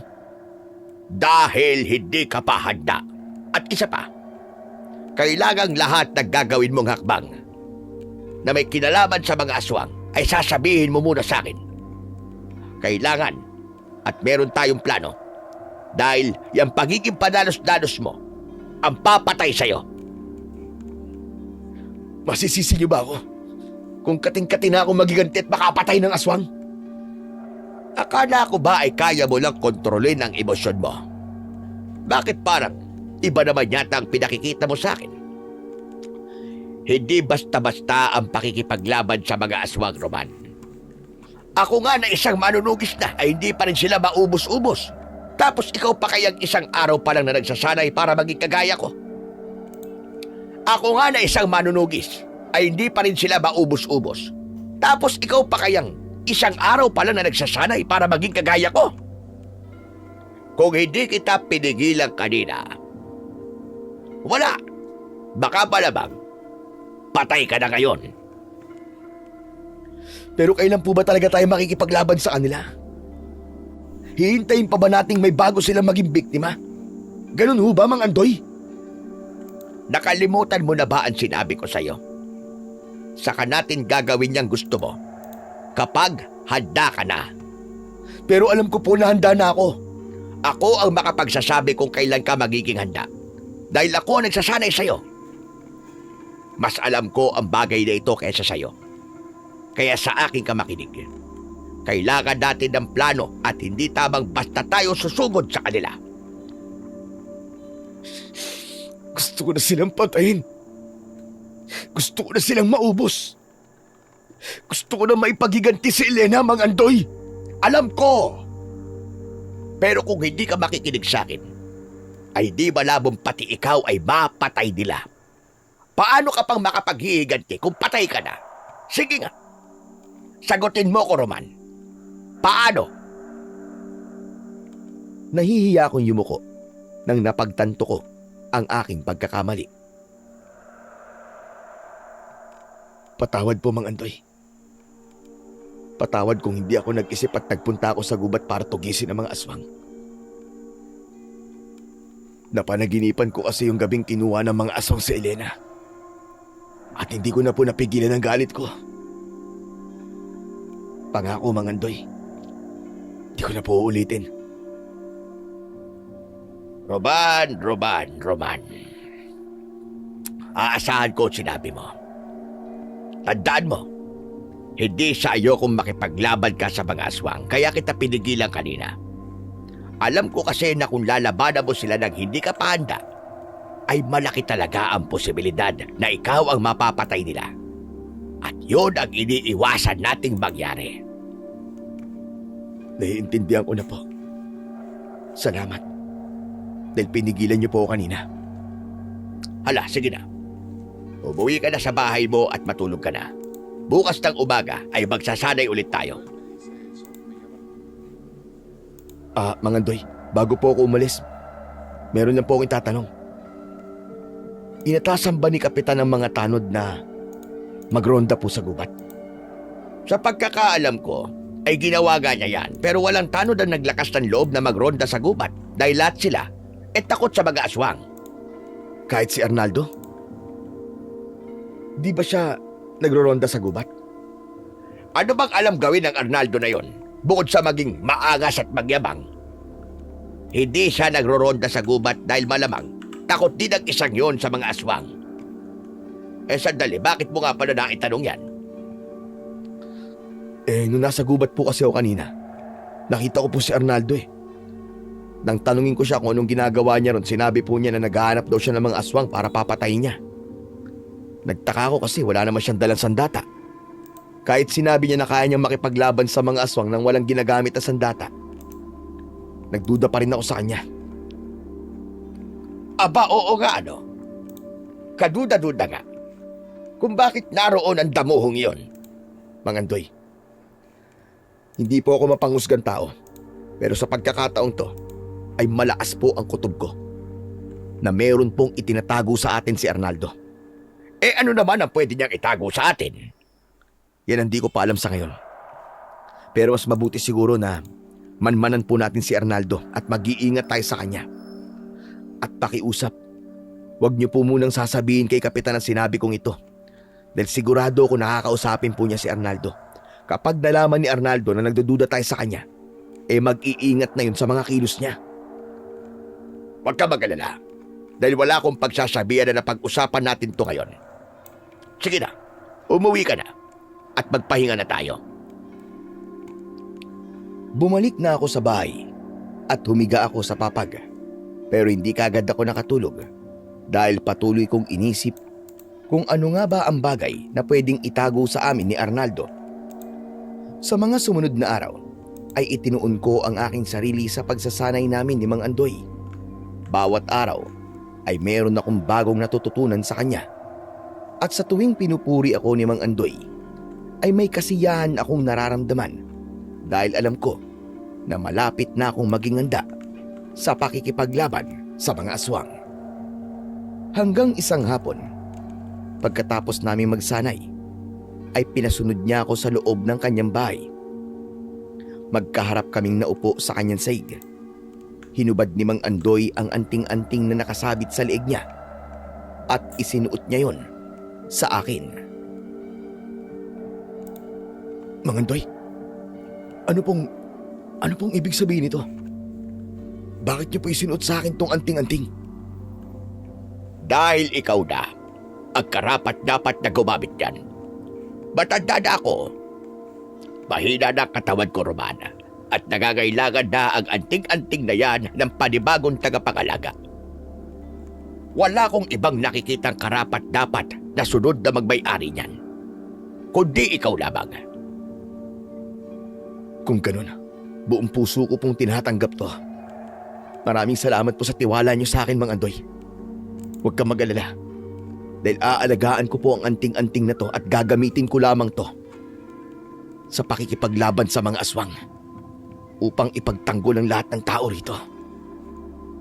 Kahit hindi mo sabihin sa akin na bagayan, ay alam kong ganun ang gagawin mo. Tandaan mo, ang anting-anting na yan ay magiging proteksyon at panlaban mo sa mga aswang. Ngunit hindi ibig sabihin na protektado ka ng anting-anting ay di ka na masasaktan o masusugatan ng mga aswang. Bagya lamang maghihina ang mga aswang kapag malapit sila sa'yo. Kapag suot mo yan. Tatandaan ko po mga sinabi niyo. At maraming salamat po dahil pinagkatiwala niyo to sa akin. Alam ko po na napakahalaga nito para sa inyo. Lalo na nung bagong lipat pa lang ako rito ay nakikita ko na po na suot niyo to palagi. Pero ibig sabihin po ba nito ay handa na po ako makipaglaban sa mga aswang? Hindi ka pa lubosang handa. Pero sisimulan na natin ang pag-ubos sa mga aswang at ipagpapatuloy pa rin natin ang pagsasanay. Ang totoo niyan ay meron na akong plano noon pa man. Kaya lang hindi ko magawa dahil mag-isa lang ako. Pero dahil kasagana kita sa pag-ubo sa mga aswang na nasa gubat, ay meron na akong lakas ng loob na gawin ang planong yon. Anong plano po yun, Mang Andoy? Malakas kasi ang pakiramdam ko na merong isang lugar sa gubat ang ginagawang kuta ng mga aswang. Ang problema lamang, hindi ko alam kung saan sila nagkukuta. At yun ang dapat nating alamin. Hindi ba nagkaroon na noon ng paghahanap sa kuta ng mga aswang sa gubat? Kasama pa nga ako nung ginawa natin yun at saka sa pagkakatanda ko, wala tayong nakitang bakas ng kuta ng mga aswang. Hindi kaya nililin lang lamang tayo ng mga aswang at hinahayaan na lang isipin natin na nasa gubat ang kuta nila? Pero nasa ibang lugar pala yun. Naisip ko na rin ang bagay na yan, Roman. Pero malakas talaga ang pakiramdam ko na sa gubat sila nagkukuta. Kaya mamayang gabi ay sisimulan natin ulit ang paghahanap sa kuta nila. Bakit mamayang gabi pa? Bakit hindi na lang po ngayon habang maliwanag pa? Dahil sa gabi lumalabas sa mga aswang. Mas madali nating malalaman kung nasaan ang kuta nila kapag ganong oras. Sa bagay, tama po sinabi nyo. At pagkatapos ng pag-uusap natin ito, ay kakausapin naman natin si Kapitan. Kailangan malaman ng mga tao na isa ka ng ganap na manunugis. At kapag hindi ko na kaya ang obligasyon ko rito sa baryo natin, ay ikaw na ang papalit sa akin. Kailangan pa po ba natin gawin yun? Kailangan. Karapatan ng mga tao malaman kung sino ang susunod nilang tagapagtanggol laban sa mga aswang. Ayoko kasing isipin nila na kapag huminto ako sa pagiging manunugis, ay magkakaroon sila ng takot dahil ang alam nila ay walang papalit sa akin. Nang sandaling yon, ay hinayaan ko lang si Mang Andoy sa mga gusto niyang gawin. Napagtanto ko kasi na siya ang mas nakakaalam sa mga tama at dapat naming gawin. Kaya ipinagkatiwala ko sa kanya ang lahat. Matapos namin mag-usap ni Mang Andoy, ay dumiretso kami sa bahay ni Kapitan. At doon ay sinabi ni Mang Andoy na isa na nga akong ganap na manunugis. Agad na nagpatawag si Kapitan ng mabilisang pagpupulong sa plaza. At doon ay sinabi niya sa mga tao ang sinabi sa kanya ni Mang Andoy. Napakasaya ng puso ko nang nakita ko sa mga mata ng mga tao ang pag-asa nang sabihin ko sa kanila na gagawin ko ang lahat upang matuldukan na ang ilang taong pamimerwisyo ng mga aswang sa baryo namin. Pagka-uwi ko sa bahay ay pinili kong magpahinga dahil mamayang gabi ay sisimulan na namin ni Mang Andoy ang paghahanap sa kuta ng mga aswang. At sa gitna ng aking pagpapahinga ay may kumatok sa pinto. Nang buksan ko yun, ay bahagya akong sumimangot dahil si Arnaldo ang naroon. Arnaldo? Anong kailangan mo sa akin? Nalaman ko kasi na isa ka na palang manunugis ng mga aswang. Hindi ko alam na sinasanay ka pala ni Mang Andoy para sumunod sa yapak niya. Ano naman ngayon sa'yo? Kung isa na ako manunugis. Gusto ko lang malaman kung tama ang hinala ko na kaya ginusto mo maging manunugis ay dahil hanggang ngayon ay umaasa ka pa rin buhay si Elena at plano mo siyang iligtas. At bakit interesado ka malaman ng dahilan kung bakit gusto kong maging manunugis? Siyempre, residente ako ng baryong to at gusto kong makasiguro na yung papalit kay Mang Andoy ay totoong may malasakit sa amin at hindi lang ginustong maging manunugis para sa pansarili niyang interes. Wala sana akong balak sagutin ang tanong mo pero sige, pagbibigyan kita. Total nagdududa ka sa totoo kong layunin kung bakit nagdesisyon akong sundan ng yapak ni Mang Andoy. Aaminin ko na gusto kong maging isang manunugis para mapaghiganti ang asawa ko laban sa mga aswang na kumuha sa kanya. Tama ka sa narinig mo. Tanggap kong wala na si Elena. Pero nang dahil sa maayos na paggabay sa akin ni Mang Andoy, ay napagtanto ko na hindi lang ito basta paghihiganti kundi paraan din ito upang makalaya na tayong lahat sa takot na binibigay ng mga aswang na nasa gubat. O ano? Kontento ka na ba sa sagot ko? O gusto mo pang ipaliwanag ko ng mas malinaw para maintindihan mo? Nakalabas ka lang ng mental hospital ay napakayabang mo nang magsalita. Hindi mo na kailangan ipaliwanag dahil naiintindihan ko ng malinaw ang mga sinabi mo. Pero ito tandaan mo, para sa akin, ikaw pa rin ang baliw na nawalan ng asawa. Ikaw pa rin ang sumisigaw, umiiyak at tumatawa ng walang dahilan. At sigurado ko na maging ang lahat ng tao rito ay ganun pa rin ang tingin sa'yo. Wala na akong pakialam sa iniisip ng mga tao sa akin. At talaga palang iniisip ko na walang dahilan ng pagsigaw, pagtawa at pag-iyak ko nun. Hindi mo alam kung gaano kabigat ang pinagdaanan ko nun. Umiiyak at sumisigaw ako dati dahil hindi ko na kayang dalhin ang bigat na dala ko. Tumatawa ako dahil masaya ako. Sorry po, more. Tumatawa ako. Tumatawa ako hindi dahil masaya ako, kundi dahil yun ang paraan ko upang makalimutan ko ang lungkot sa pagkawala ni Elena. Isa pa, wala ako nun sa tamang pag-iisip, kaya hindi ko kontrol ang emosyon ko at hindi ko alam kung paano yun ilalabas.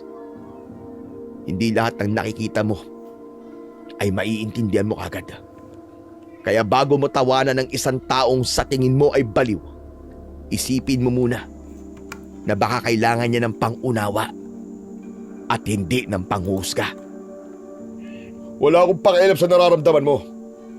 Kahit anong paliwanag ang gawin mo, isa ka pa rin baliw sa paningin ko at hindi na yung mababago kahit kailan. At kung iniisip mo na maaabot mo kung anong naabot ni Mang Andoy ay nagkakamali ka. Kaya kung ako sa'yo, ay itigil mo na yung kaibangan mo dahil baka diyan ka pa mamatay sa pagpilit mong magiganti sa mga aswang.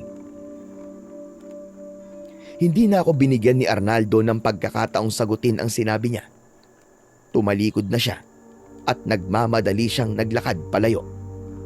Sinundan ko ng tingin si Arnaldo at mas lalong lumaki ang duda ko sa kanya dahil naramdaman ko na tila gusto niyang huminto ako sa pagiging manunugis kahit alam niya na isa siya sa makikinabang sa oras na maubos namin ni Mang Andoy ang mga aswang na nagkukuta sa gubat.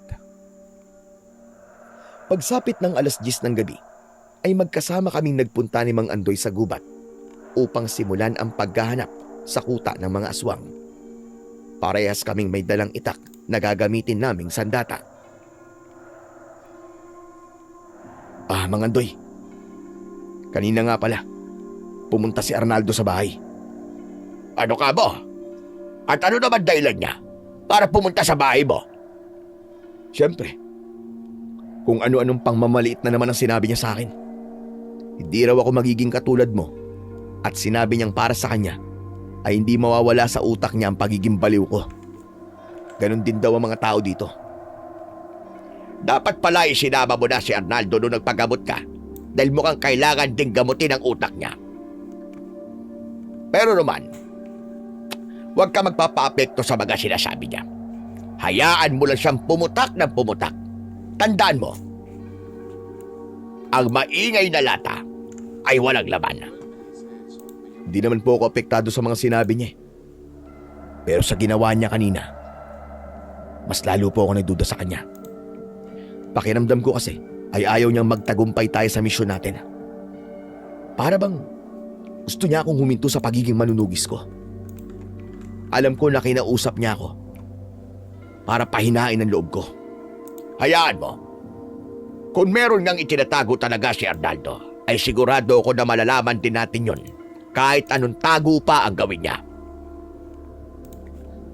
Napahinto ko sa paglalakad dahil naramdaman kong bahagyang uminit ang anting-anting na suot ko. Naging mabigat ang pakiramdam ko na para bang may parating na panganib. Bakit? Bakit tumigil ka sa paglalakad? May problema ba, Roman? Mang Andoy, bigla kasing bumigat ang pakiramdam ko at parang uminit ang anting-anting ko. Humanda ka. Dahil nagbibigay ng babala ang anting-anting na may mga aswang na malapit sa atin.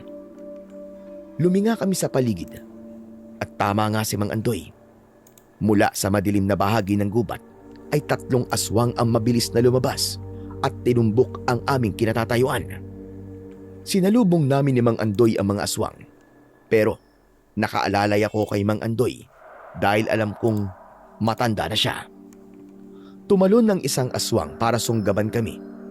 Pero sinalubong ko siya ng saksak at tumagos ang itak ko sa bibig niya hanggang sa likod ng kanyang ulo. Mabilis kong hinugot ang itak at ang 2 aswang naman ang hinarap ko. Walang tigil ko silang pinagtatataga hanggang sa mabilis kong napatay ang isa. Ang natitirang aswang ay dugo ang humandusay sa lupa at itinutok ko sa kanya ang itak. Anak ka ng teteng! Tapos na ang maliligayang araw nyo! Dahil hindi kami titigil hanggat hindi kayo nauubos! Papatayin ko na sana ang aswang. Pero biglang hinawakan ni Mang Andoy ang braso ko. May pagtataka akong tumingin sa kanya at umiling siya. Sinamantala yon ng aswang at mabilis siyang tumayo. Paika-ika siyang naglakad palayo sa amin. Ano pong ginawa niyo, Mang Andoy? Bakit mo ako pinigilang patayin yung aswang na yun? Tignan niyo, tumatakas na siya! Pagkakataon na natin ito upang malaman kung nasaan ang kuta ng mga aswang. Ho? Ano pong ibig niyo sabihin? Hindi ko kayo maintindihan eh. Sigurado ko na kailangan bumalik na sugat ang aswang na yon sa kuta nila dahil doon niya paghihilumin ang mga sugat niya. Ang kailangan lang nating gawin ngayon ay sundan siya. Sigurado po ba kayo sa sinasabi niyong yan? Hindi. Pero walang mawawala kung gagawin natin. Kaya tara na, sundan na natin siya. Kahit may alinlangan ako sa plano ni Mang Andoy, ay sinunod ko na lang siya. Lihim naming sinundan ng aswang at ginawa namin ang lahat upang hindi niya malaman na nakasunod kami sa kanya. Makalipas ang ilang minuto, ay huminto ang aswang sa tabi ng isang malaking puno na may napakalaking uka sa katawan. Luminga muna ang aswang sa paligid bago siya pumasok sa malaking uka sa puno. Hindi makapaniwalang nagkatinginan kami ni Mang Andoy. Nakita mo na? Tama ang hinala ko. Babalik nga siya sa kuta nila. Kaya naman pala hindi natin nakita doon ang kanilang kuta dahil nasa ilalim pa na yun ng lupa at ang malaking punong yun ang daan upang makarating tayo doon. Kung ganun, pasukin na po natin ang kuta nila. Ubusin na po natin sila. Hindi ba ang sabi ko sa'yo ay hindi tayo pwedeng maging padalos-dalos? Ano po bang padalos-dalos sa sinabi ko? Hindi ba ang plano po natin ay mahanap ang kuta nila? Eh ngayong alam na po natin kung nasan yun. Bakit ayaw niyo pang sugurin natin sila? Hindi natin alam kung gaano sila karami, Roman. Dapat ay magplano tayo upang masiguro natin sa huli ay tayo ang mananalo. Ang importante ngayon ay alam na natin kung nasaan ang kuta nila. Nakuha ko ang pinupunto ni Mang Andoy, kaya hindi ko na pinilit ang gusto kong gawin. Lumabas na kami sa gubat at umuwi na ako sa aking bahay. Nang nakahiga na ako, ay hindi ko napigilang ngumiti dahil naramdaman ko na malapit ko nang maibigay sa aking asawa ang hustisyang nararapat para sa kanya.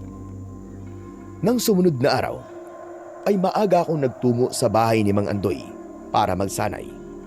Naabutan ko siya sa likod ng bahay niya na nagsasali ng gasolina sa bote at nilagyan niya yon ng mitsyang gawa sa tela. Meron siyang 2 bote ng malaking soft drinks na may laman na gasolina. Anong ginagawa mo? Saan niyo po gagamitin yan? Ito ang planong sinasabi ko sa'yo. Babayang gabi ay hihintay nating umalis ang lahat ng aswang sa kuta nila at pagkatapos ay ikakalat natin ang gasolina sa iba't ibang parte ng kanilang kuta. Pagkatapos ay aabangan natin ang pagbabalik nila roon at saka natin susunugin ang mga aswang. Mas madaling paraan yun para maubos natin sila kagad. Aba, maganda nga po yung naisip niyo. kahit papano hindi po tayo mapapagod na labanan sila, lalo na't hindi natin alam kung gaano nga sila karami. At kapag nagtagumpay tayo, babalik na ang kapayapaan at katahimikan sa ating baryo. At hindi lang po si Elena ang makakakuha ng ustisya, kundi pati na rin po ang lahat ng pamilya na nabiktima nila. Tama ka, Roman. Magiging magaan na rin ang kalooban natin dahil napanagot na natin ang mga nilalang na naging dahilan kung bakit tayo nawala ng pamilya at mga mahal sa buhay. Nang matapos ni Mang Andoy ang kanyang ginagawa, ay nagsimula na kaming magsanay. Mas pinag-usayan ko ang pagsasanay dahil maaaring mamayang gabi na ang huling pakikipaglaban namin sa mga pesteng aswang. Kinagabihan ay naghanda na kami ni Mang Andoy sa pagpunta sa kuta ng mga aswang. Siniguro naming bagong hasa ang aming mga itak. Habang nasa loob kami ng bahay ni Mang Andoy, ay napatingin ako sa buntot ng pagi na nakasabit sa bintana. Nilapitan ko yun at pinagmasdan ng mabuti. Noon ko pa napapansin na interesado kang talaga sa buntot ng pagi na yan. Naalala ko po kasi nang sabi niyo sa akin tuturuan niyo po akong gamitin to bilang sandata. Pero hindi na po natin nagawa. Abay, oo nga pala. Nakalimutan ko nang ituro sa iyo kung paano gamitin yan. Pero madali lang gamitin yan bilang panlaban sa aswang. Isipin mo lamang na isa yan latigo. Bakit? Gusto mo bang gamitin yan ngayong gabi? Pwede ho ba? Abay, oo naman. Kunin mo na yan at baka malaki ang maitulog yan sa atin. Hindi kasi tayo sigurado sa maaaring mangyari at mas maganda kung handa tayo. Kinuha ko ang buntot ng pagi at bago kami umalis ni Mang Andoy, ay nag-alay muna kami ng panalangin sa Panginoong Diyos. Humingi kami sa Kanya ng gabay at proteksyon. Ipinagdasal din namin ang aming tagumpay para sa gabing yon. Makalipas ang ilang minuto, ay nasa loob na kami ng gubat at patungo na kami sa kuta ng mga aswang. Aminado ko na may kaba at takot akong nararamdaman, pero paulit-ulit kong sinabi sa sarili ko na kailangan kong maging matatag at malakas ang loob. Dahil sigurado ko na kung pangungunahan ako ng takot, ay malaki ang posibilidad na hindi kami magtagumpay. Roman, ngayon pa lang ay gusto ko nang sabihin sa'yo na ipinagmamalaki kita sa desisyon mong maging isang manunugis. Kung mawawala man ako ngayong gabi, ay kampante ako na ligtas ang ating baryo dahil sa'yo. Mang Andoy, huwag naman ho kayo magsalita ng ganyan. Dahil hindi ka mamamatay ngayong gabi. Wala sa ating dalawa ang mamamatay. Kahit na, Roman, gaya nga ng sinabi ko, ay wala tayong ideya sa pwedeng mangyari ngayong gabi. Kaya sinasabi ko na sa'yo ang gusto kong sabihin. Matagal pa po ang buhay nyo. Baka nga, may iba ka pang maturuan na maging manunugis Saka maganda po ang planong naisip nyo, kaya sigurado ko na kung meron mang mamamatay ngayong gabi, ayun na yung mga aswang na naroon sa gubat. Sabay kaming napahinto ni Mang Andoy nang may narinig kaming kaluskos sa kung saan.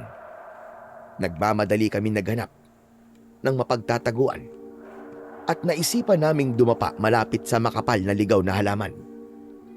Hindi nagtagal ay nakita namin si Arnaldo na naglalakad. Lumagpas siya sa amin at nagkatinginan kami ni Mang Andoy. Alam ko na kagad ang ibig niyan sabihin. Lihim naming sinundan si Arnaldo hanggang sa huminto siya sa malaking puno na siyang lagusan ng mga aswang papunta sa kanilang kuta. Anong gagawin ni Arnaldo sa kuta ng mga aswang? Hindi ba niya alam na delikado ang lugar na yun? Kailangan natin siyang bigyan ng babala bago pa may masamang mangyari sa kanya. Sandali lang. Hayaan natin siya kung anong gagawin niya. Saka tignan niyo. Parang alam niya ang pagpunta sa lagusan na yun. Mukhang matagal niya nang alam yan. Kung nasa ang kuta ng mga aswang. At hindi niya yun sinasabi sa atin. Sinasabi ko na nga be, tama ang kutob ko na merong tinatago sa atin si Arnaldo. Ang ibig mo ba't sabihin ay kakampi ng mga aswang si Arnaldo? Sa palagay ko po, ay higit pa roon na malalaman natin. Kaya pa na napakasama ng ugali ng Arnaldo na yan. Hindi nakapagtataka. Dahil ugali siyang aswang. Hindi nagtagal ay pumasok na si Arnaldo sa lagusan. Matyaga kaming naghintay ni Mang Andoy sa susunod na mangyayari. Maya-maya lang ay 5 aswang ang lumabas sa lagusan at nagtungo sila sa iba't ibang direksyon. Naghintay pa kami ng ilang minuto pero wala nang aswang ang lumabas sa lagusan. Hanggang sa nagdesisyon na kaming pasukin ang kuta ng mga aswang. Alam namin na si Arnaldo lamang ang dadatnan namin doon sapagkat hindi namin siya nakitang lumabas kanina. Pagpasok namin sa lagusan ay napakatilim doon. Mabuti na lang at may dalang flashlight si Mang Andoy. Isang makipot na daan ang una naming nilakaran at sa dulo nun ay merong malawak na espasyo. Hindi ako makapaniwala nang nakita ko sa isang sulok si Elena. Payat na payat siya at nangihina. Isang maruming damit ang suot niya. Nakatali ang kanyang mga paa at kamay. Pakiramdam ko ay nananaginip ako nang nilapitan ko siya. Napahagulgul talaga ako ng iyak nang maingat ko siyang niyakap. Elena! Elena, asawa ko! Anong nangyari sa'yo? Anong ginawa nila sa'yo? Ano man? Tulungan mo ako. Gusto ko nang umuwi. Mas lalo kong naiyak nang muli kong narinig ang boses ng aking asawa. Hindi ako makapaniwala na makikita ko pa siyang buhay dahil inisip ko talaga na patay na siya. Nang nakita namin ni Mang Andoy ang duguan niyang damit. Roman, ilabas at itago mo na si Elena. Ako nang bahalang magsaboy ng gasolina dito. Sige na, bilisan niyo! Nang buhating ko si Elena, ay mas lalo akong naawa sa kanya dahil talaga namang napakagaan niya. Isinantabi ko muna ang aking pag-iyak at inilabas ko si Elena sa kuta ng mga aswang. Nagtago kami sa likod ng isang makapal na halaman sa hindi kalayuan. Maya-maya ay sinundan na kami roon ni Mang Andoy. Doon ko na inalis ang tali sa kamay at paa ni Elena. Mga hayop sila! Anong ginawa nila sa'yo? Pasensya na. Pero kailangan mong kumalma, Roman. Hindi pa tapos ang ating laban dahil kailangan muna nating mapatay ang mga aswang. Si Arnaldo. Sigurado ako na may kinalaman siya rito. Humanda siya sa akin sa oras na makita ko siya. Tumahimik ka muna. At mukhang pabalik na ang mga aswang sa kuta nila. Nararamdaman ko yon. Pagsilip ko, ay nakita ko ang 5 aswang na pumasok nga sa lagusan. Sinindihan ni Mang Andoy ang mitya ng hawak niyang bote. Pero kinuha ko yun sa kanya. Mang Andoy, hayaan mong ako ang gumawa nito. Ikaw na muna magbantay kay Elena. Bumalik ako sa harapan ng lagusan ng mga aswang at walang pagdadalawang isip na malakas kong ibinaturoon ang bote. Nang nabasag yun, ay agad yung lumika ng napakalaking apoy. Gumapang ang apoy sa kaloob-looban ng kuta at nang narinig ko ang kalunos-lunos na sigaw ng mga aswang, ay sigurado ko na tuluyan ng kumalat ang apoy sa lahat ng sulok ng kuta ng mga aswang. Yan ang dapat sa inyo. Yan ang kabayaran sa lahat ng inosenteng buhay na kinuha nyo. Magsama-sama kayong lahat sa impyerno! Lumapit sa akin si Mang Andoy habang akay niya ang nanghihinang si Elena. Tapos na, Roman. Nagtagumpay tayo. Maraming salamat po, Panginoong Diyos, dahil hindi mo hinayaang maghari ang kasamaan sa gabing ito. Hindi pa tapos ang problema natin. Buhay pa po si Arnaldo. Kailangan natin malaman kung ano ang koneksyon niya sa mga aswang. Pero hindi ba, pumasok sa kanina dyan sa kuta ng mga aswang at hindi natin siya nakita lumabas? Kung ganon, ay nasaan na kaya ang tiboyong yon? Napaatras kami nang mula sa lagusan ay isang taong sunog. Ang buong katawan ang lumabas. Nang tumayo siya at tumarap sa amin, ay agad ko siyang nakilala. Hayop ka. Arnaldo! Ibalik mo sa akin si Elena! Akin lang si Elena! Akin lang siya! Walang hiya ka! Kung ganon, ikaw palang dumukot kay Elena at kakutsaba mo mga aswang! Sinasabi ko na nga ba may tinatago ka sa amin! Kakampi ka ng mga aswang! Hindi lang ako basta kakampi. Dahil ako, ang kanilang pinuno! Sa isang kisap mata, ay nag-anyong aswang si Arnaldo. Labis kaming nagimbal sa aming nasaksihan. Hayop ka, Arnaldo! Ninilang mo kami lahat! Isa ka palang aswang!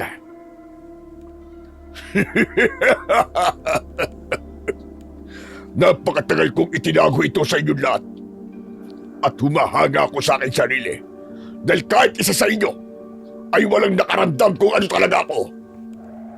At huwag niyo ko binabalin. Dahil hindi ako kagaya ng aswang na pinatay niyo. Dahil ako ang kanilang pinuno. Mas malakas at mabilis ako kumpara sa kanila. Kaya kung gusto niyo pang mabuhay, ay ibalik niyo na sa akin si Elena. Sa palagay mo ba, ay ibabalik ko pa sa iyo ang asawa ko matapos ko siya makuha? Ngayon naiintindihan ko na. Dinukot mo si Elena dahil di mo kayang tanggapin na ako ang pinakasalan niya. Nakalimutan mo na bang kami ni Elena ang magkasintahan bago ka dumating sa buhay namin? At ikaw ang dahilan kung bakit nasira ang aming relasyon. Ikaw ang sumira sa relasyon nyo dahil di na kinaya ni Elena ang pananakit mo sa kanya. Nagkataon lang talaga na sa akin niya naramdaman na ligtas siya, kaya ako ang minahal niya. Kaya wag mo akong sisihin kung bakit hiniwalay ang ka ni Elena noon. Kahit ano pa sabihin mo, ay naniniwala pa ako na kami ni Elena ang dapat na magkasama hanggang kamatayan.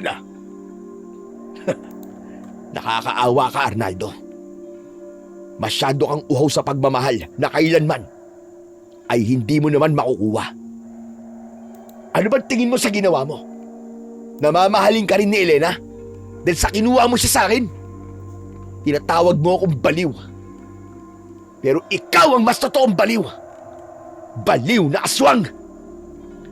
Mas lalong nagalit si Arnaldo sa sinabi kong yon. Kaya sinugod niya ako. Hinawakan ko ang mga kamay niya at nagpambuno kaming dalawa. Mga Andoy! Ilayo mo na rito si Elena! Humingi kayo ng tulong kina Kapitan! Agad na kumilos si Mang Andoy para ilayo si Elena. Habang ako naman ay pilit na itinutulak si Arnaldo pabalik sa lagusang papunta sa kuta ng mga aswang. Sumuko ka na! Wala ka nang babalikan sa baryo natin. Ngayong alam na namin na isa kang aswang. Hahayaan kitang mabuhay kung pagbabayaran mo lahat ng kasalanan mo sa tamang paraan.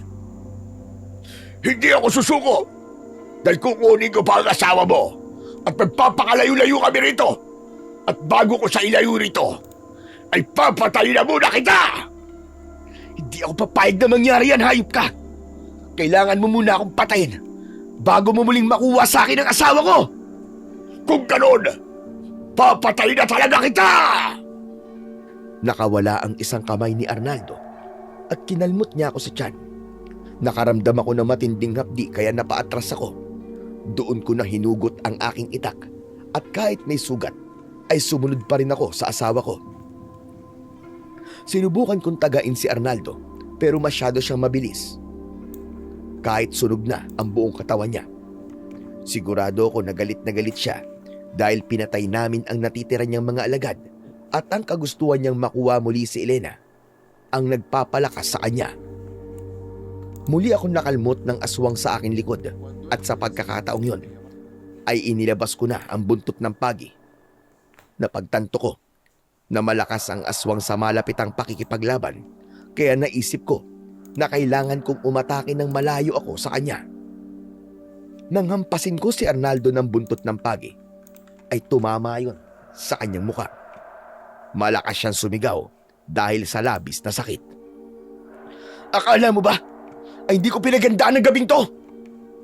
Kung hindi ka talaga susuko, ay mapipilitan ako na patayin ka. At akala mo rin ba ay kaya mo akong patayin dahil isa ka na manunugis? Nagkakamali ka sa akala mo, Roman. Para sa akin, ay isa ka pa ring baliw! Baliw na akong baliw! Pero ang baliw na to, ang papatay sa'yo at isasama kita sa mga alagad mo na susunog na sa ilalim ng lupa! Paulit-ulit kong hinampas ng buntot ng pagi si Arnaldo at wala na akong pakialam kahit saan siya tamaan. Umatras siya ng umatras at nang malapit na siya sa bukana ng lagusan, ay saka ako sumugod at itinara ko ang itak sa tapat ng kanyang puso. Napamaang si Arnaldo at nanlaki ang mga mata niya na para bang hindi siya makapaniwala sa bilis ng pangyayari. Binigyan na kita ng pagkakataon para sumuko pero ayaw mo. Ngayon, pasensyahan tayo. Dahil talagang kamatayan na lang ang pupuntahan mo.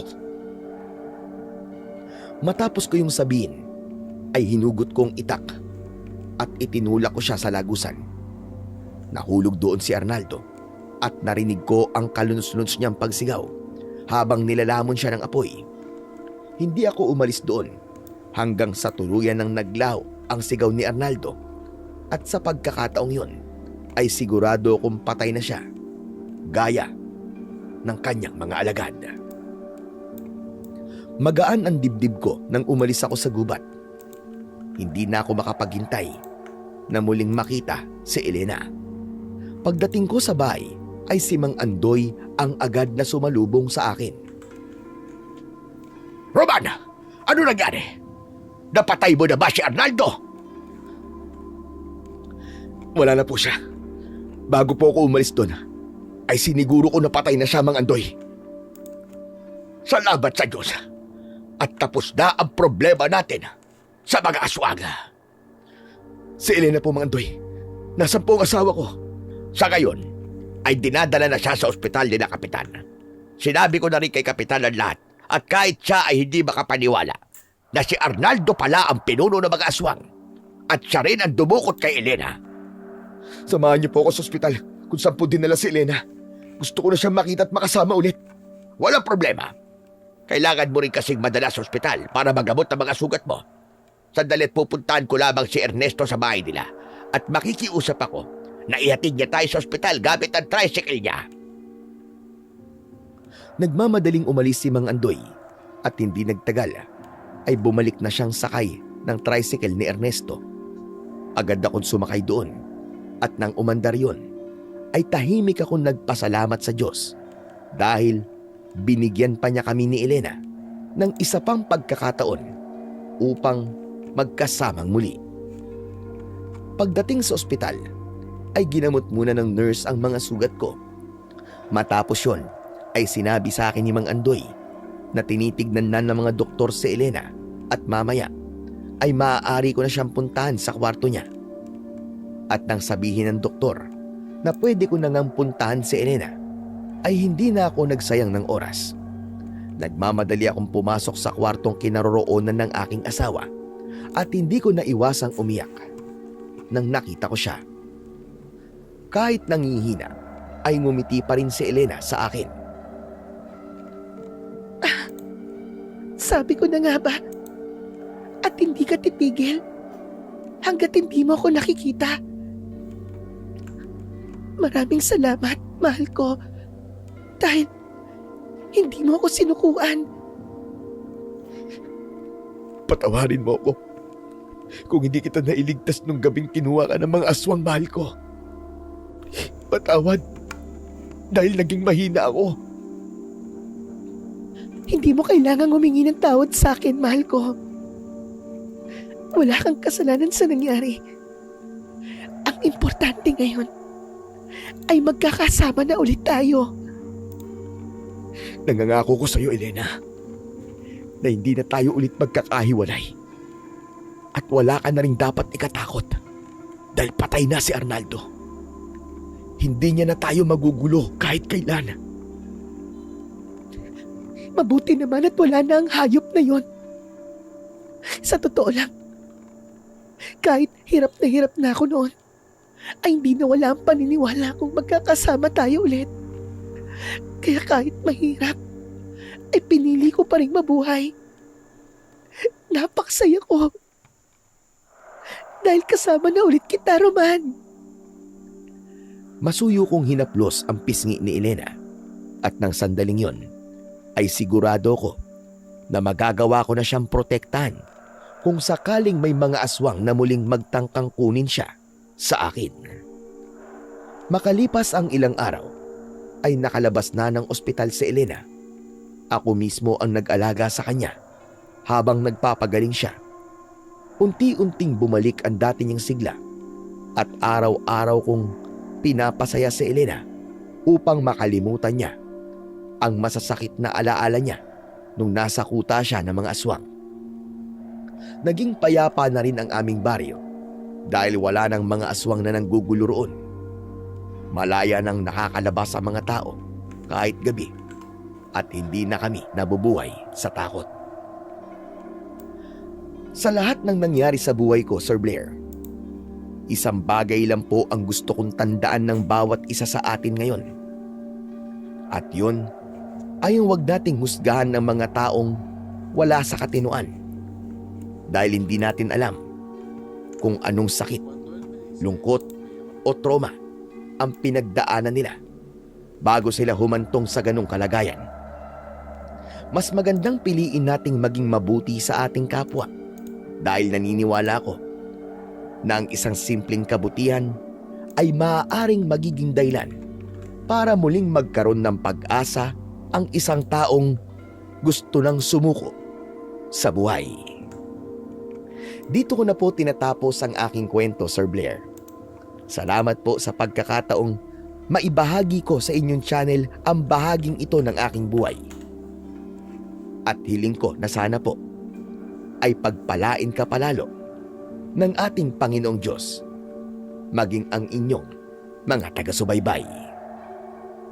Maraming salamat po sa walang sawa niyo pong pakikinig at pagsuporta sa aking mga YouTube channel. At sana mag-subscribe na rin po kayo at pindutin niyo na rin po ang notification bell para palagi po kayong updated sa aking mga bagong kwento. At mag-iwan na rin po kayo ng isang comment kung nagustuhan niyo po o hindi ang aking kwento o kung ano po ang gusto niyong sabihin. Muli, maraming salamat po sa inyo.